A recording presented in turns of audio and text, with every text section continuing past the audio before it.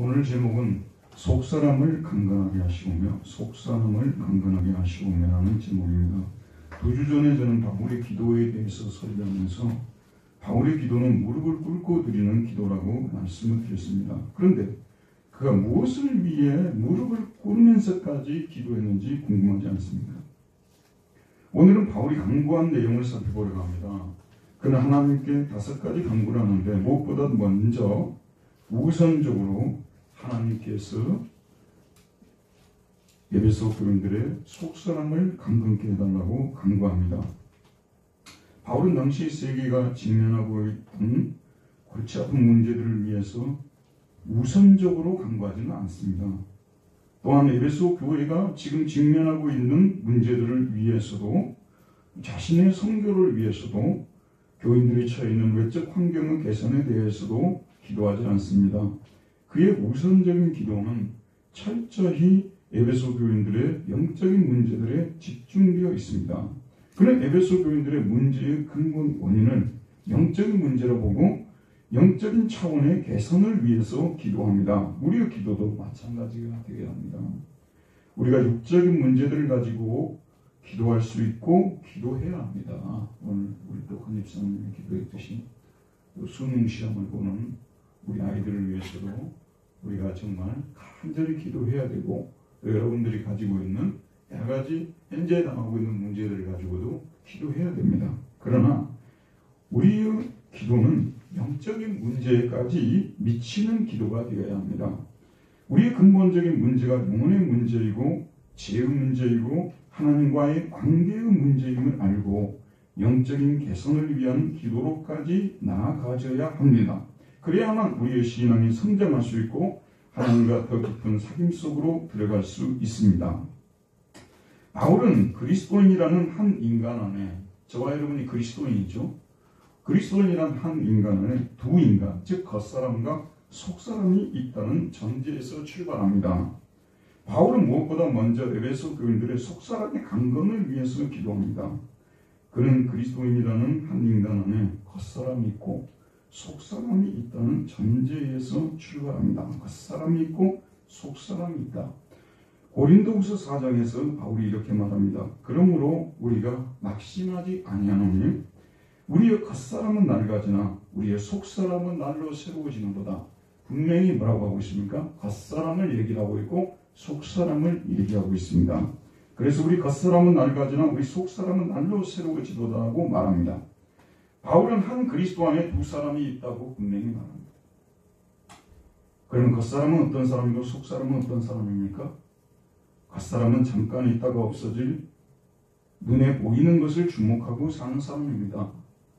속사람은 영원히 존속할 보이지 않는 세계를 바라고 사는 사람입니다. 근데 겉사람이 은혜를 받고 속사람의 조종을 받으면 세상에서 하나님께서 명하신 일도 하고 문화명령이죠. 또 하나님께서 기뻐하시는 선한 일도 하고 복음을 위하여 고난을 받기도 합니다. 하지만 겉사람이 은혜를 받지 않아 성령의 조종을 받지 않으면 이 겉사람은 예수 믿는 사람이나 믿지 않는 사람이나 똑같습니다. 겉사람은 선천적으로 죄의 욕망을 쫓아 사는 사람이에요. 공중 건세에 잡은 자를 따르는 사람이고요. 하나님께 불순종하는 삶을 사는 사람이고요. 그리고 마지막으로 진노를 받아 심판에 떨어질 사람입니다. 하지만 우리가 예수 그리스도를 믿고 나면 거듭나면 하나님은 겉사람을 없애버리지 않으시고요. 많은 우리 그리스도인들이 착각하는 것이 뭐냐면 특별히 좀 더 깊은 영적 기독교를 추구하는 그런 사람들이 항상 실수하는 것이 뭐냐면 하나님께서 거듭난 사람 안에서도 여전히 겉사람을 그대로 놔두신다는 것에 대해서 인정을 안 하려고 하는 거예요. 겉사람을 그대로 놔두는 거예요. 그리고 겉사람 속에 속사람을 출생시키는 것이. 이 속사람은 거룩한 하나님의 성품을 가지고 태어난 사람입니다. 그래서 의와 거룩의 새 사람으로 지으심을 받으니라는 말씀이 나오지 않습니까? 의와 거룩의 성품을 가지고 태어난 사람들이에요. 여러분 잘 주목해 보십시오. 우리 겉사람은 의와 거룩의 성품을 잃어버리고 태어난 사람들이에요. 아담 본성을 가지고 태어났다는 건 처음부터 의와 거룩을 이룰 수 없는 사람이 우리는요. 근데 하나님께서 속사람을 만드셨는데 그 속사람이 의와 거룩을 추구하는 사람입니다. 그래서 이 속사람은 하나님을 사랑하고 하나님의 영광을 위하여 살고자 애를 씁니다. 그러나 겉사람은 은혜를 받지 않으면 언제나 자신을 사랑하고 자신의 영광을 위하여 살고자 합니다. 그래서 겉사람과 속사람 사이에는 늘 갈등이 있고 싸움이 있습니다. 그래서 바울이 로마서 7장에서 여러분이 잘 아는 말씀을 들려줍니다. 내 속사람으로는, 분명히 속사람이라고 말하고 있죠. 영어로 inwardly. 내 속사람으로는 하나님의 법을 즐거워하되 내 지체 속에서 한 다른 법이 내 마음의 법과 싸워 내 지체 속에 있는 죄의 법으로 나를 사로잡아 오는 것을 보는도다. 속사람은 어떤 사람이라고요? 하나님의 법을 즐거워하는 사람이에요. 여러분 안에 하나님의 법을 즐거워하는 사람이 있죠? 속사람. 하지만 겉사람은 죄의 법을 즐거워하는 사람입니다. 그러므로 이 두 사람 사이에는 갈등과 싸움이 그치지 않는 것입니다. 그리스도인인 한 인간 안에서 겉사람과 속사람이 힘없이 싸움을 벌이고 있는 것입니다. 이 싸움에서 당연히 속사람이 이겨야 합니다. 그래야만 우리는 그리스도인으로서 하나님을 기쁘시게 하는 삶을 살아갈 수 있습니다. 여러분, 좀 와닿게 설명을 드리면요. 한 집안 안에 두 사람이 살고 있어요. 두 사람이 안사람과 바깥사람이죠. 안사람과 바깥사람이 있어요. 네. 이 안사람은 살림을 잘하고 가족 전체를 살리는 사람입니다. 그러나 바깥사람은 살림을 망치는 사람입니다. 이 가족이 살려면 어떤 사람이 강해야 합니까? 안사람이 강해야 되는 거예요. 안사람이 정신이 똑바로 박히고 안사람이 근검전략하고 성실하고 이런 가정은 되는 거예요. 그런데 겉사람은 그런데 안사람이 그렇지 못하면 이 집안은 무너지는 거예요. 돈 아무리 많이 벌어다 주면 뭐합니까? 벌어다 주는데 하라고 하는데 안 해. 밥도 안 할 거야. 안 해. 그래서 이 발음이 좀 그러긴 합니다만 그래서 아내가 된 건 아닌가. 요즘은 이런 발언도요 굉장히 조심해야 된다고 그러더라고요. 여성 비하 발언이 될 수 있을까? 여러분 그런 의도는 전혀 아니니까. 바깥 사람이 주도권을 가지면 이 집은 망하고 안 사람이 주도권을 가지면 산다 그 말이에요. 바울이 말하는 겉사람과 속사람의 관계도 똑같습니다. 속사람이 강건해져야 하나님께 영광을 돌리는 삶을 살아갑니다. 겉사람이 강하면 하나님의 영광을 가리는 삶을 살게 되는 것입니다.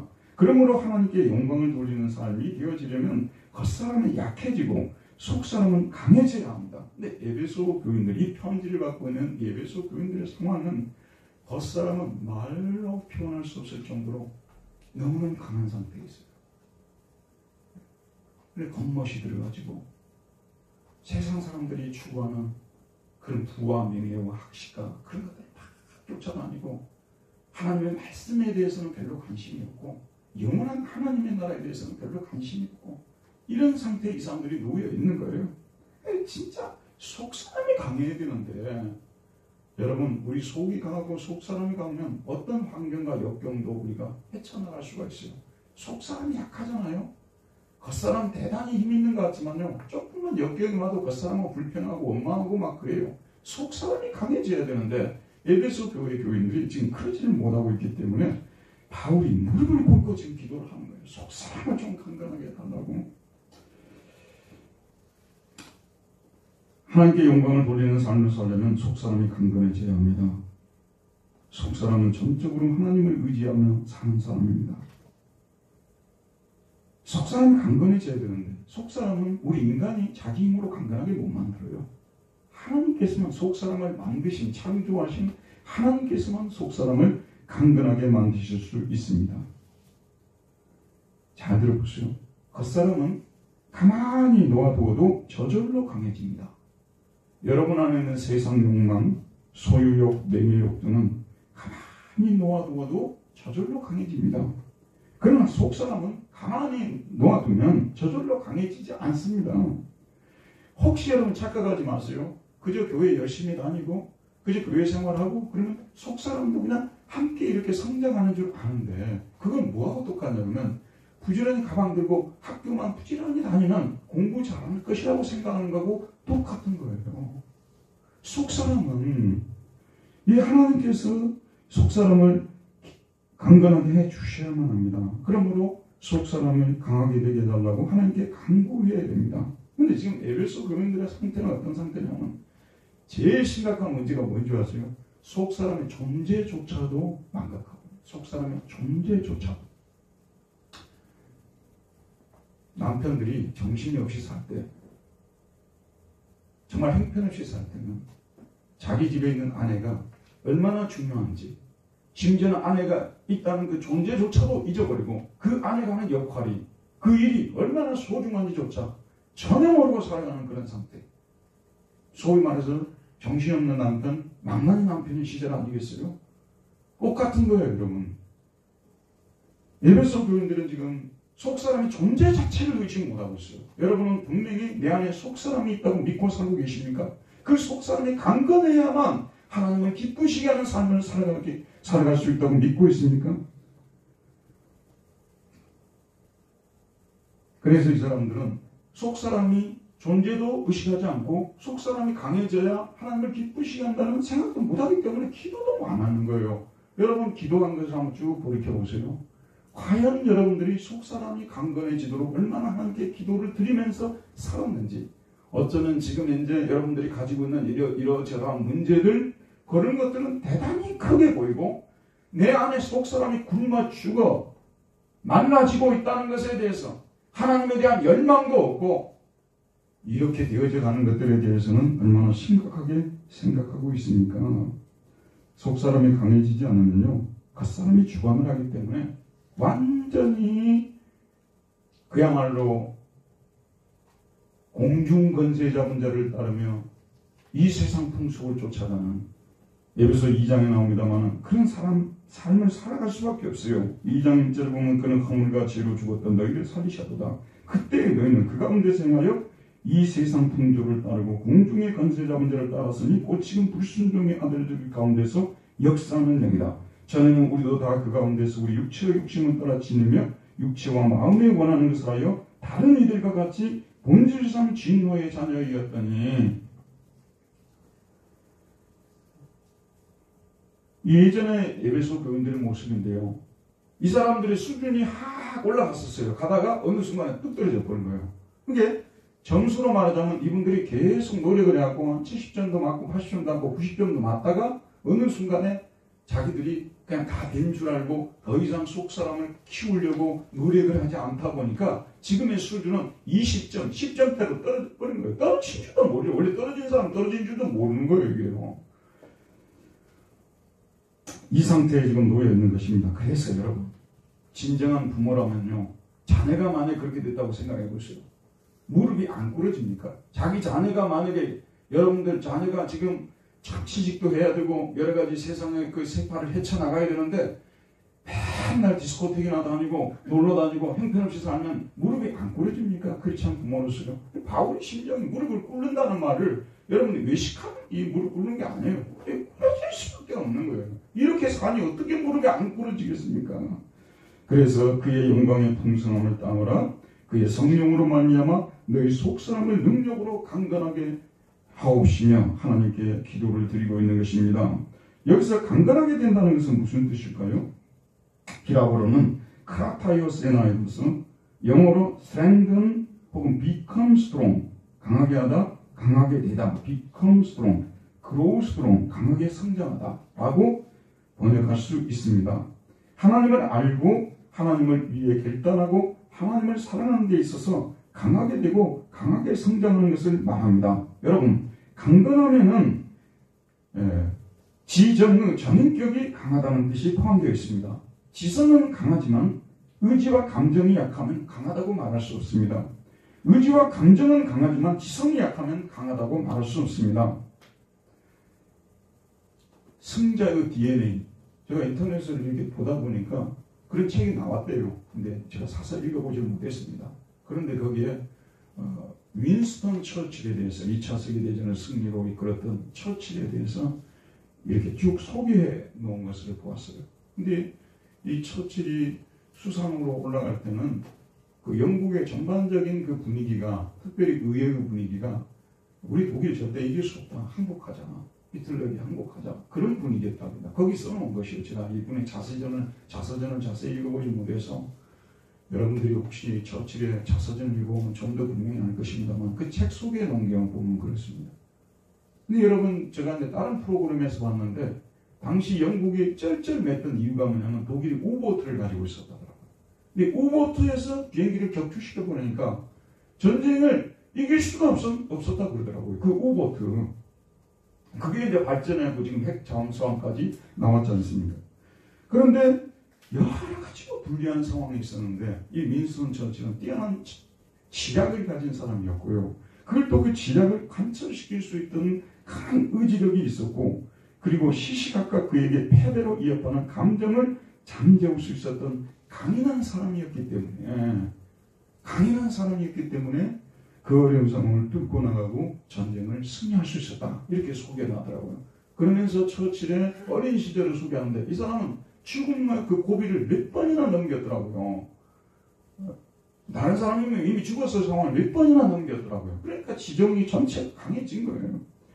우리 그리스도인의 경우에 속사람이 강하다는 뜻이 바로 이런 뜻입니다. 우리가 그리스도께로부터 받은 사명을 감당하려 할 때 우리는 강한 사람들이 되어야 돼요. 승자의 DNA라는 말을 썼는데 강한 DNA를 우리가 가지고 있어야 된다는 것입니다. 그러기 위해서는 여러분 보세요. 내가 힘만 쓴다고 해서 강해집니까? 무엇보다도 중요한 것이 지식이 똑바로 있어야 돼요. 지식이. 그래서 하나님이 누구신가? 예수 그리스도가 누구신가? 성령님이 누구신가? 구원의 오이코노미아 계획이 무엇인가? 지금 에베소서에서 바울이 그걸 다 가르치고 있는 거예요. 구원의 계획이 무엇인가? 하나님이 이 땅에 왜 교회를 세우셨는가? 그래서 지금도 저는 여러분들 어떻게 보실지 모릅니다만 지금도 교회론이라는 책을 이 사람이 쓴 것도 읽어보고 저 사람이 쓴 것도 읽어보고 계속해서 신학책들을 가지고 공부를 하고 있습니다. 뭐 이렇게 설교하니까 뭐 그냥 목사님이 그냥 대충 읽어보고 설교하는 것보다 혹시 그렇게 생각할지 모릅니다만 많이 공부하지 않으면 설교할 수가 없어요. 많이 공부해야 되는 거예요. 많이. 목사가 공부를 안 하는 것은 제가 볼 땐 자격이 없어요. 당연히 공부를 열심히 해야 됩니다. 왜냐하면 이 하나님의 계시를 성도들에게 가르쳐서 죽느냐 사느냐의 문제를 지금 현재 결정을 하는 이 진리를 전하는데 대충 알고 대충 전했으니까 대충 알아들으세요. 말이 안 됩니다. 정확하게 쪼개고 정확하게 무엇이 진리인가를 얘기를 하는 책임감이 있어야 된다고 저는 보거든요. 그뿐만 아니라 깨달은 것을 관찰할 수 있는 의지력이 있어야 되는 거예요. 그러면 감정에 이것이 너무 왔다 갔다 하는 거예요. 감정에 너무 왔다 갔다 하는 기독교 신앙을 감정에다가 세우려는 것은요 매우 위험합니다. 여러분 우리 감정이요 아침, 점심, 저녁 그 사이에도 수백 번이 왔다 갔다 합니다. 제가 다녔던 베를린 humboldt 대학교가 옛날에 베를린 대학이었어요. 거기에 유명한 사람 두 사람이 있었는데 한 사람은 신학자 슐라이마크라는 사람이고 당시에 베를린에서 가장 인기가 좋은 사람이었어요. 그 다음에 두 번째는 헤겔이라는 사람이 가르치고 있었어요. 슐라이마크라는 사람은 종교를 뭐라고 규정하냐면 절대의존 감정이라고 규정을 했어요. 종교는 무엇이냐? 절대의존 감정이다. 지식이 아니라는 거예요. 뭐 하나님이 어쩌고 저쩌고 뭐 이런 얘기 아니에요. 회개를 비판한 거죠. 두 사람 라이벌 관계가 너무 심했어요. 종교가 절대의존 감정이다.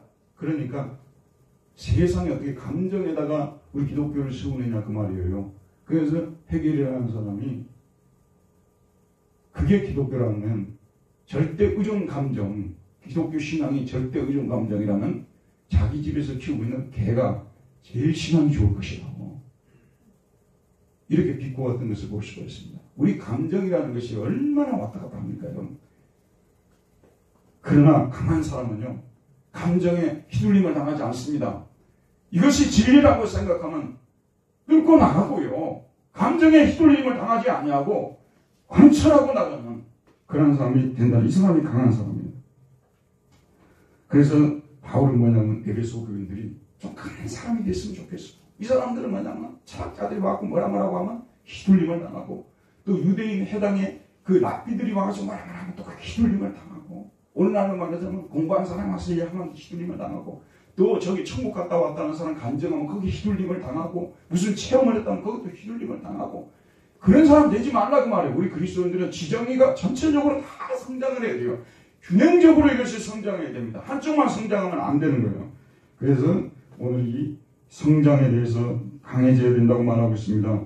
그런데 오늘 말씀에 보면 어떻게 강해질 수 있는지에 대해서도 그 방법까지도 소개하고 있습니다. 오늘 말씀 보게 되면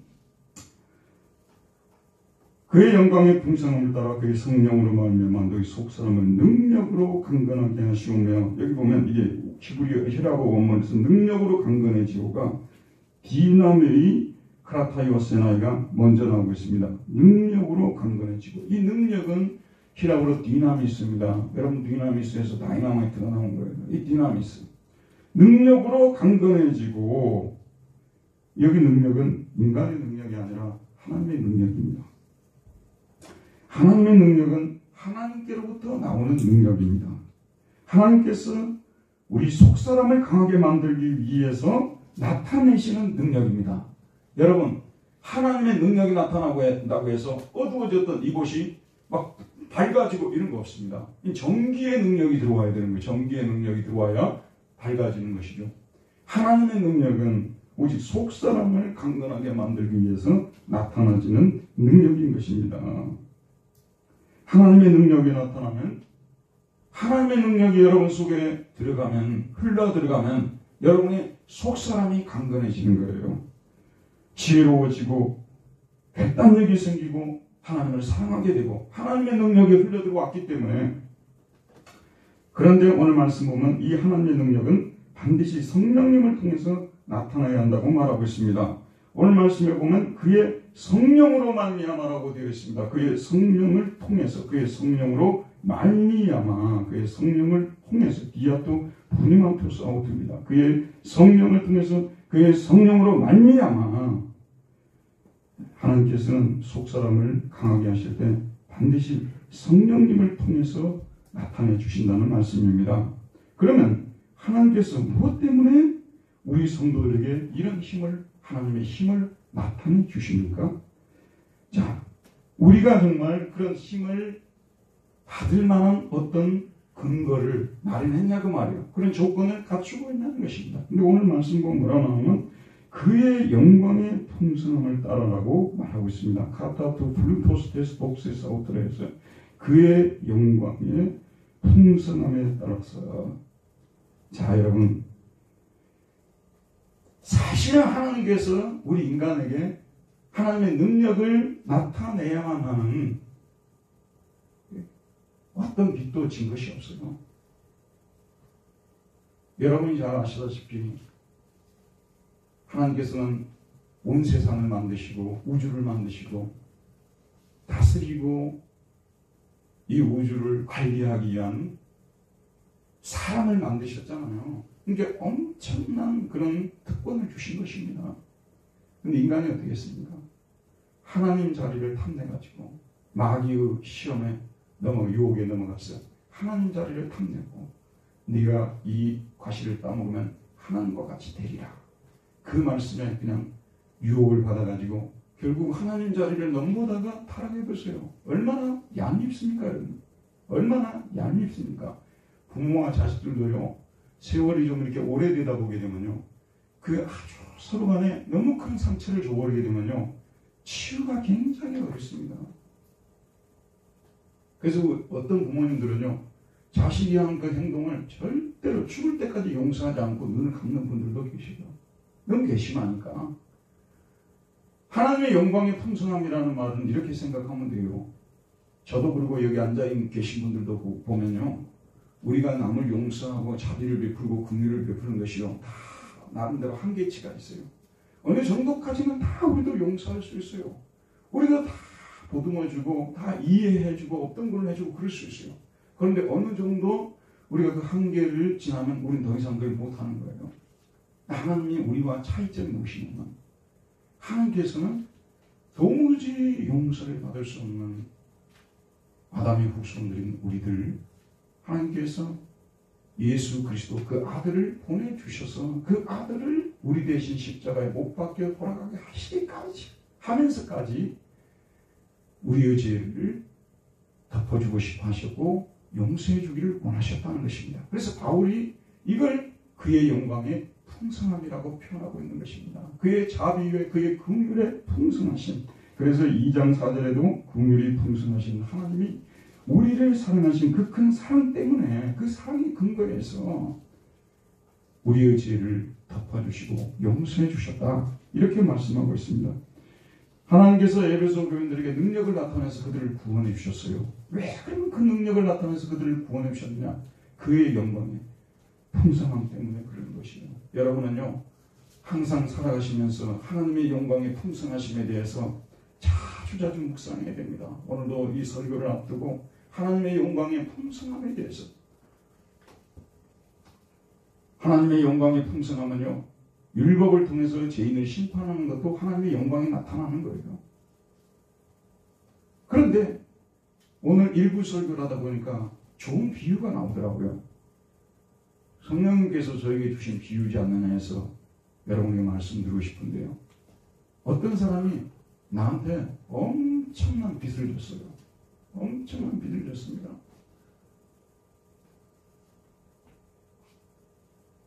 참다 안 돼서 어느 날 네가 빚진 것을 전부 정리해가지고, 장부로 다 정리해가지고 나한테 가져오라. 그래서 이 사람이 장부 정리를 다 해가지고 그 사람의 빚진 것을 다 정리를 해서 갖다 줬어요. 그랬더니 이거밖에 안 돼? 더 있을 텐데 언제까지 갚아?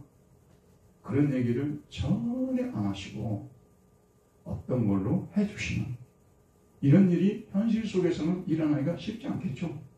사실은 뭐냐면 하나님께서 저와 여러분을 심판하실 그 여러 가지 그 근거들이 있는 거예요. 근데 그런 것들을 다 아시면서도 그냥 다 없는 걸로 여기시고 용서해 주신 것이고, 그리고 특별히 이 영광의 풍성함은 사도 바울 같은 사람이 말하기 때문에 더 와닿는 거예요. 한번 생각해 보세요. 바울은 자기 자신을 뭐라고 말하냐면 내가 죄인들 중에 우두머리라고 그렇게 표현해요. 내가 죄인들의 개수라고 하는데 여기 앉아있는 젊은 세대는 개수란 말을 잘 몰라요. 우두머리. 내가 죄인들 중에 우두머리, 두목이었다고 이렇게 얘기를 하잖아. 얼마나 많은 죄를 지었는지 모르겠다고 하는데, 여러분 들어보세요. 예루살렘에 가서 시리아에 사는 그리스도인들을 다 죽이겠다고 공문서를 받아와가지고 시리아로 가까워지고 있는데, 시리아 수도 다마스커스에 가까워지고 있는데 갑자기 예수님께서 나타나셨어요. 여러분이 그 자리에 있다고 생각해 보세요. 얼마나 겁을 먹었겠어요. 나는 이제 죽었구나. 아, 저들이 섬기는 주님이 나타나셨으니 나는 죽었구나. 그랬는데 여러분 보세요. 그 오늘 사도행전 9장을 다시 돌아가서 읽어보세요. 예수님께서 사도 바울에 대해서 단 한 번도 네가 이렇게 많은 죄를 지었다고 말씀하시지 않으셨다는 거예요. 저는 지금 하나님의 영광의 풍성함에 대해 설명하고 있는 거예요. 따지지도 않았고 묻지도 않았어요. 이순재가 이 얘기를 해서 좀 그러긴 합니다. 전혀 따지지도 않고 묻지도 않으시고 오히려 사도 바울을 너는 오늘부터 이방인의 사도가 되라. 그래서 바울이 뭐냐면 이 하나님의 사랑에 대해서 지금까지 어릴 때부터 종교 교육을 받고 자라났잖아요. 해당에서 정말 하나님에 대해서 몰라도 너무 몰랐다는 거예요. 하나님께서는 유대인들 중에서 죄인들, 이방인들의 죄인들을 다 없이 용서하시는 그 하나님의 영광의 풍성하심에 대해서 반해버린 거예요. 그냥 미쳐버린 것입니다. 그래서 바울이 그 뒤에 진짜 미친 사람처럼 된 거예요. 이 하나님을 내가 목숨을 내걸고 전해야 되겠구나. 여러분도요, 인생이 힘들고 어려울 때 그의 영광의 풍성함에 대해서요 깊이 좀 묵상을 해야 됩니다. 깊이 묵상을 해야 됩니다. 우리 속사람이 늘 따스해야 되고요, 우리 속사람이 늘 촉촉해져 있어야 돼요. 요즘 제가 집에서 샤워를 하고 그러면 이 계절이 바뀌면서 너무 건조해요. 그래서 항상 이 건조를 없애는 이 크림을 발라줍니다. 여러분 특별히 여성분들은요, 피부 트러블 생길까 봐서 얼마나 많은 모이스처 촉촉하게 만들어주는 화장품을 얼마나 많이 씁니까? 우리 영혼에 대해서도 그렇게 좀 신경을 쓰라고 말입니다. 여러분의 영혼이 딱딱해져 있으면 안 돼. 건조해 있고 메말라져 있으면요, 여러분 자신도 살아가는데 기쁨도 없고 행복하지도 않고 늘 여러분 속에 트러블이 나오는 거예요. 피부 트러블처럼 늘 건조하니까 트러블이 나오는 거 아니에요? 늘 트러블이 나와. 근데 그 트러블이 거기서 그치는 것이 아니라 옆 사람에게 항상 가는 거예요. 같이 사는 사람에게 트러블이 나가고 또 주변 사람들한테 트러블이 나가고 하니까 트러블 메이커가 되어버리는 거예요. 가는 곳곳마다 속 사람이 은혜가 없으면요 트러블 메이커가 되어버리는 거예요. 크리스천들은 피스메이커가 되어야 되는데 트러블 메이커가 되어버리는 거예요. 가는 곳곳마다 트러블이고 입에서 나오는 말마다 트러블이고 이렇게 되면 정말 은혜스럽지 못하지 않습니까? 그럴 때마다 여러분이 하나님의 은혜의 그 영광의 풍성함에 대해서는 긍휼의 풍성하신 하나님이 어떠한 사랑으로 나를 사랑했는지, 그러면 우리 속이요 참 부드러워지지 않습니까? 속이 이렇게 온화해지고 따뜻해지고 그러면요 정말 옆 사람들의 기쁨을 주는 사람으로 나타나기 때문에 항상 묵상하시기를 바랍니다. 자, 그러면 바울이 또 뭐냐면 이 속사람의 이 하나님의 능력이 어디를 향하여 나타나느냐. 힘은 여러분 제가 어떤 힘을 쓰지 않습니까? 여러분 이렇게 힘을 썼단 말이에요. 내 힘이 나가는 방향이 있는 거예요. 힘은 그냥 마음대로 가는 게 아닙니다. 어떤 방향을 향해서 흘러갑니다. 오늘 말씀 보면 이 원문에는 에이스톤 에소 안스로폰이라고 되어 있습니다. 속사람을 향하여라고 되어 있어요. 너희 속사람을 우리말로는 그렇게 번역을 했는데 속사람 속으로라고 번역을 해야 옳습니다. 이것이 에이스는 인투예요. 인투. 이게 힘의 출전은 하나님, 능력의 출전은 하나님으로부터 나오는 거예요. 근데 힘이 흘러 들어가는 쪽은 어디냐 그러면 우리 속사람을 속으로 힘이 흘러 들어가는 거예요. 속사람 속으로 힘이 흘러 들어가서 속사람 속으로 힘이 흘러 들어가게 되면 속이 촉촉해진다고 말씀드렸죠. 속이 따뜻해지고요. 속에서 감사하는 마음, 속에서 은혜스러운 마음이 생기고 기쁨과 평화가 생겨나고 하나님의 능력이 그래서 여러분 속에 속사람 속으로 들어가야 된다니까요. 겉사람 아무리 여러분들이 이렇게 저렇게 힘있게 만들어 놔도요 여러분 속에 트러블이 없어지는 게 아니에요. 속사람에 이게 하나님의 힘 능력이 들어가줘야 되는 거예요. 지금도 여러분 제가 말씀을 여러분 속사람을 향해서 전하고 있는 거예요. 이 속사람은 여러분 속에 들어가서 속사람이 은혜를 받게 되게 되면은 여러분들이 오늘 올 때는 짜증도 나고 여러 가지 또 근심도 하고 염려도 했던 것들이 다 사라져버리고 나갈 때는 기쁨으로 감사함으로 피스메이커로서 이렇게 나가게 된다는 그런 말씀 아니겠습니까? 하나님의 힘이 들어오게 되면 속사람이 강해지고 속사람이 강해지면 어떤 예부적인 사탄의 또 유혹도 예부적인 압박, 핍박들도 이겨낼 수 있다는 그런 말씀 아니겠어요? 그러므로 우리는 하나님께 기도해야 됩니다. 우리 속사람이 그 영광의 풍성함을 따라 그의 성령으로 말미암아 강건해지도록 간구해야 됩니다. 바울은 이 일이 정말로 에베소 교회만 생각하면요 이 사람들이 지금 다 겉사람만 강해가지고 속사람이 완전히 지금 죽어버렸어요. 말라버렸어요. 그러니까 이름만 가지고 있지 전혀 그리스도인답게 살지를 못하고 있는 거예요. 그래서 바울이 무릎을 꿇으면서 속사람을 성령의 능력으로 강건하게 해달라고 기도하는데 우리가 이 하나님의 능력에 대해서 항상 눈을 떠야 됩니다. 에베소 1장 17절 19절에 보면 그의 힘의 위력으로 역사하심을 따라 믿는 우리에게 베푸신 능력의 지극히 크심이 어떤 것을 너희로 밝히기를 원하노라. 보십시오 여러분. 아무리 강한 사람도 하나님의 능력이 그 속에 들어가게 되면 그 사람이 폭파되는 거예요. 변화되어지는 것입니다. 하나님의 능력만 들어가게 되면 어떤 어려움도 딛고 일어설 수 있는 힘이 생기는 거니까 하나님의 능력이 우리 인생을 결정합니다. 그렇기 때문에 여러분들은 하나님의 능력이 어떤 능력인 줄 알아야 되고 그 능력이 우리 속에 우리 속사람 속에 역사하기를 사도 바울처럼 늘 기도해야 되는 거예요. 그의 영광의 풍성함을 따라 그의 성령으로 말미암아 너희 속사람을 능력으로 강건하게 해서 속사람이 강건해져야 된다니까요. 겉사람이 강건해지면 안 돼요. 속사람이 겉사람은 약해야 돼요. 속사람이 강해야 돼요. 그렇지 않으면 그렇게 돼야 된다는 것입니다. 요약을 하고 마치겠습니다. 바울의 기도와 우리의 기도를 비교해서 생각해 봅시다. 사실 오늘의 기독교는요 속사람에 대해서 거의 말하지 않습니다. 겉사람과 속사람을 구분하는 기독교 신앙의 기본조차도 무시합니다. 언젠가부터 기독교가 계시 종교로서 자격을 상실하고 기독교적인 한 철학으로 전락했다고도 볼 수 있습니다. 이 세계를 어떻게 살 것이냐. 기독교 세계관이 중요하기도 합니다만 기독교를 기독교 세계관으로 이해해버리게 되면요, 그 다음부터 할 게 없습니다. 종교개혁자 마틴 루터가 1520년에 그리스도인의 자유라는 책을 써서 기독교 윤리의 대헌장을 발표했습니다. 그런 기독교 윤리는 겉사람과 속사람을 구분하는 데서부터 출발해야 한다고 천명합니다. 겉사람, 속사람도 이야기하는건요, 이거는 기독교 윤리가 아니라는 거예요.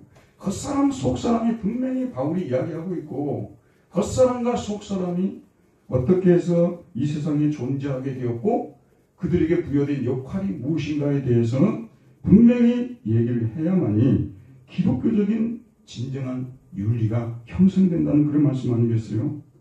사람들이 육이라고 표시하는 육체적인 본성에 의하면 그는 현세적, 외적 혹은 옛사람이라고 불리는데, 그에 대하여 사도 바울은 고린도후서 4장 16절에서 겉사람은 부패하나 우리의 속사람은 날로 새롭도다라고 기록한다. 이러한 인간 본성의 다양성 때문에 성경은 동일한 사람에 대하여 대립되는 점을 주장한다. 그것은 동일한 사람 안에서 이 두 사람이 서로 배치되는 입장에 있기 때문이다. 갈라디아서 5장 17절에 의하면 육체의 소욕은 성령을 거스리고 성령의 소욕은 육체를 거스린다고 기록돼. 한 사람, 그리스도 안에 두 사람이 분명히 존재하고 있다니까요. 이 두 사람이 서로 싸우고 있고 주권을 쟁탈하려고 하고 지배하려고 하고, 이것이 우리 안에서 심하게 벌어지고 있는데 속사람이 없다고 말해버린다는 거죠. 겉사람밖에 없다고 말한다는 것입니다. 얼마나 문제가 커지는 것입니까? 여러분, 칼막스는 여러분이 잘 아는 대로 역사에 있어서 가장 큰 영향을 미친 사람 중에 한 사람이거든요. 지금도 물질이 세계를 지배한다는 이 칼막스의 명제는요, 소련이 무너지고 또 공산권이 무너졌다고 하나도 바뀐 것이 없어요.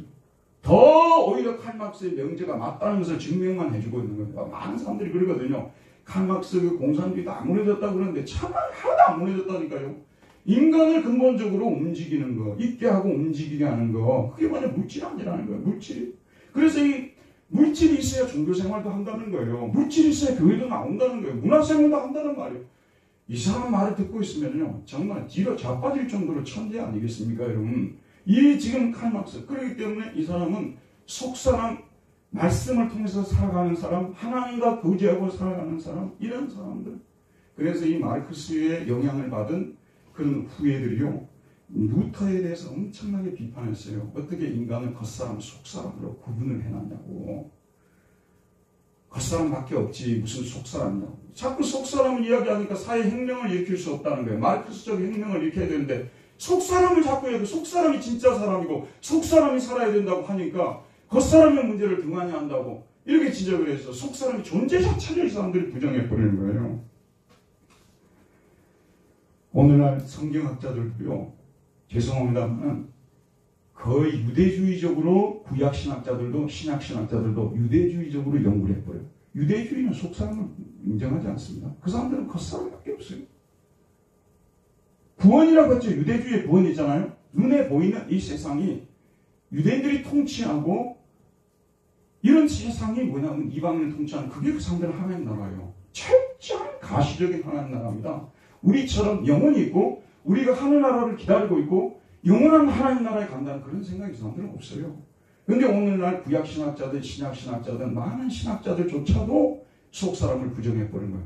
거의 존재 언급 자체를 안 해버린 거예요. 그는 마치 바울의 기독교고 예수님이나 구약의 예언자들은 그런 얘기 한 적이 없다고 말하면서 바울의 이 신학은 이건 그야말로 조야한 신학이고 헬레니즘의 영향 속에서 만들어진 그 시대의 산물이라고 이렇게 하면서 속사람, 겉사람의 존재 자체를 갖다가 부정해버리는 이런 안타까운 상황을 보는데, 여러분 잘 아는 히포의 아우구스틴이라든지 루터나 칼빈이나 이 사람들은 항상 겉사람, 속사람을 인간론에 있어서 기본적인 전제를 하고 출발했어요. 여러분은 어떻게 사시렵니까? 속사람이 끝까지 없다고 생각하면서 사시렵니까?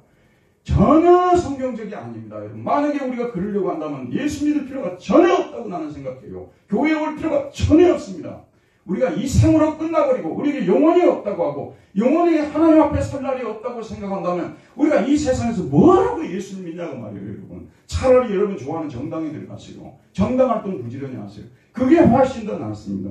그러나 성경은 그렇게 하잖아요. 그리고 우리 하나님께서요, 우리 한국 사람들에게는 특별한 은총을 베푸셨어요.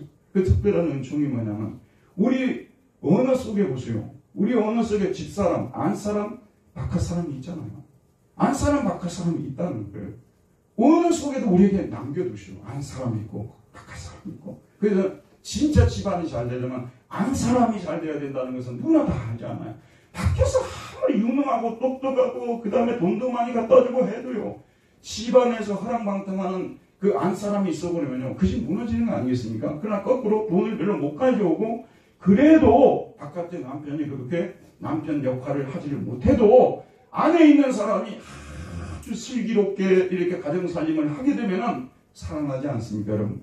이런 사실을 우리 하나님께서 이런 관습이 생기게 된 것, 이런 언어가 생기게 된 것은 우리 그리스도 안에 속사람이 있고 겉사람이 있다는 것을 알려주기 위함가 아니겠습니까? 여러분, 이 문제는요, 생각보다도 심각합니다. 저는요, 신학을 좀 나름대로 전문적으로 공부하는 사람 아니니까 지금 현대 신학자들은요, 신학학자든 구약학자든 조직신학자든 교회사학자들은요, 거의 다 속사람을 인정하지 않습니다. 겉사람 중심으로 기독교를 자꾸 묘사하려고 합니다. 그러니까 마르크스가 얼마나 인기가 좋은지 몰라요. 사실은 마르크스 척으로 이렇게 접근을 해야 되는 거예요. 항상 약자편에 써야 되고, 그 다음에 또 이 물질적인 물적 구조를 바꾸게 되고, 경제의 토대를 바꾸고, 다 마르크스가 말이에요, 그게요. 왜 우리 기독교인들이 거기에 우리가 최선을 다해야 된다. 그게 하나님의 뜻이고, 그게 하나님의 나라라고 생각을 하는 거예요.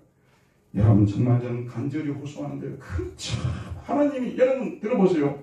하나님은 여러분이 하나님을 제대로 믿을 때 여러분과 함께 합니다. 나는 그에 대해서 강하게 이야기하고 있어요. 여러분이 잘못 믿으면요, 죽었다 깨어나도 하나님께서 여러분과 함께 하지 않습니다. 그러면 여러분이 죽을 때까지도 하나님의 살아계신 역사를 경험할 수가 없습니다. 진짜 기독교의 맛을 진짜 맛볼 수가 없어요. 이 문제는 보통 심각한 문제가 아니기 때문에 제가 간절히 여러분에게 말씀을 드리는 거예요. 겉사람과 속사람의 존재를 부정해버리면요, 우리가 속사람이 갈망하고 있는 하늘의 세계가 없는 것처럼 말해버리고요, 이 세상에 이것이 곧 하나님의 나라라고 말해버리는 이 신학은요, 철저하게 잘못된 것이고 하나님이 기뻐하지도 않는 신학이고요, 인간의 현실 자체도 아주 왜곡되게 만들어버리는 정말로 잘못된 신학이다.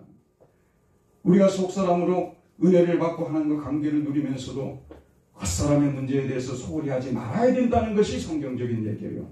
우리가 살아가는 데 있어서 세상 사람들과 부딪히면서 살고 함께 공동체를 이루고 있기 때문에 공동의 선을 구하고 공동체를 세우는데 우리 그리스도인도 겉사람이 있기 때문에 그들과 함께 최선을 다해서 공의를 세우는 일에 함께 된다. 이거는 성경적이에요. 그러나 아까 마치 속사람이 없는 것처럼, 영혼이라는 것도 없는 것처럼, 말씀이 없어도 인간이 살아갈 수 있는 것처럼 말해버리게 되면요, 그거는 그야말로 정말 비성경적입니다. 그리고 제가 늘 말씀드립니다만, 여러분이 그런 신앙 가지고 있으면 죽었다 깨어나도 여러분 하나님께서 여러분을 함께 하지 않습니다. 하나님이 여러분에게 함께 하셨다고 저한테 와서 좀 얘기를 좀 해주세요. 저는 믿지 않습니다. 하나님이 여러분 삶 속에 함께 하지 않습니다. 성경적으로 믿어야만 하나님이 우리와 함께 하십니다. 임마누엘 하십니다. 이런 은혜가 있기를 주의 이름으로 축원드립니다. 은혜로우신 하나님, 오늘도 생명의 말씀을 통하여서 우리 그리스도인 한 사람 안에는 속사람과 겉사람이 있다는 것, 겉사람은 부패하나 속사람은 날로 새롭다. 우리도 바울과 같이 그런 고백을 하면서 속사람을 긍휼케 해달라고 기도하는 우리 모두 되게 하여 주옵소서. 예수님 이름으로 기도하였습니다. 아멘.